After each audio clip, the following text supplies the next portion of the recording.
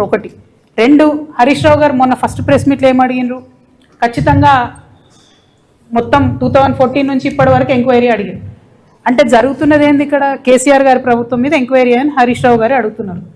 Unfortunately ఈ గుంటనక్క గారి యొక్క గోతిలో కేటీఆర్ గారు పడ్డారు. తెల్లారి ప్రెస్ మీట్ పెట్టి ఆయన కూడా అదే అడుగుతున్నారు. మరి అంటే మీ ప్రభుత్వం మీద మీరే అడగడం ఏందన్నది చాలా వెరైటీగా అనిపించింది.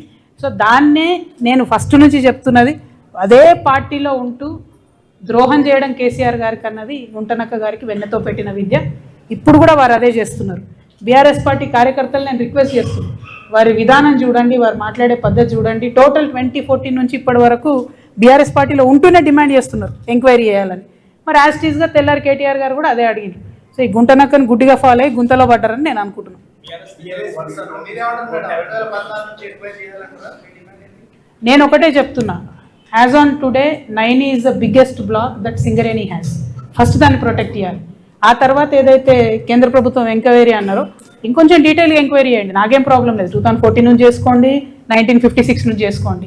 మాది కార్మికుల పక్షం, కాంట్రాక్టర్ల పక్షం కాదు కాబట్టి నాకు టెన్షన్ లేదు. సో అల్టిమేట్గా సింగరేణి సంస్థ బతకాలంటే సింగరేణికి ఉండాలి నైని అనేది. సింగరేణి ద్వారానే అక్కడ ఓపెన్ కాస్ట్ మైనా ఏది చేస్తారో చేయాలని నా కోరిక.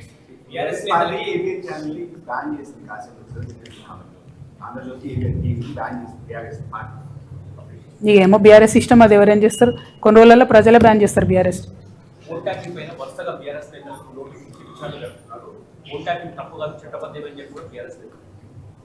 అంటే నేను ఒకటే మాట చెప్తా ఉన్నాండి, అసలు కాంగ్రెస్ ప్రభుత్వం ఎవరికి నోటీస్ ఇస్తుందో అర్థమైతలేదు.